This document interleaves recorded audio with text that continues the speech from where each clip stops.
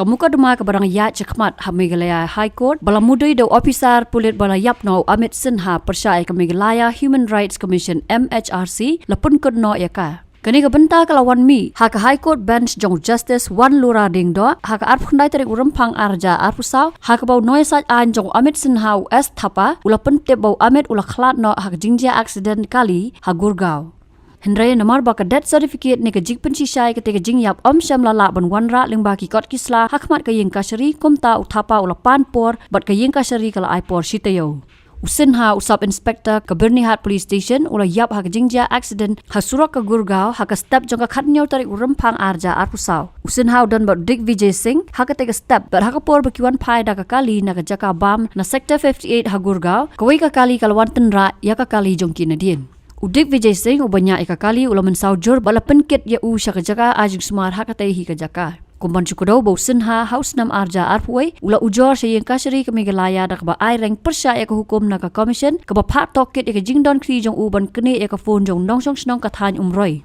Ka commission kala pha eka hukum jing tokit dak ba pensong nong rem na ka jing ujor ka president jong ka CSWO ka kong Agnes Kharshiyeng. Kat kum gajing ujor uba kronding nong besap urang ba snong keselai ular umroi udang ring video da ka mobile phone jong uya ki trok ket palat pot ki ba jam leng ba ya ka jingking dwark suat ha ka lai pho tari unno pra arja arpho gajing ujor kala ong bo sin ha ubade ha ka te por u in charge ka khap mara police outpost hajan umroi ula one poi ha ka te ka jaka bat keni ru ya ka phone jong ba kronding. Hadian kini kajing ujor da ka kong Agnes ka commission kala betha ya ka tenat Pulit ban tokit dau officer ubabat ya ka kerdan Deputy Inspector General DIG ban IT ya ka kai pot hapor lai posngi. Hendrai nakaliang usinha ula pha da ka red petition hakmat ka yang kasari bani ai reng ya ka hukum pha tokit da ka Meghalaya Human Rights Commission.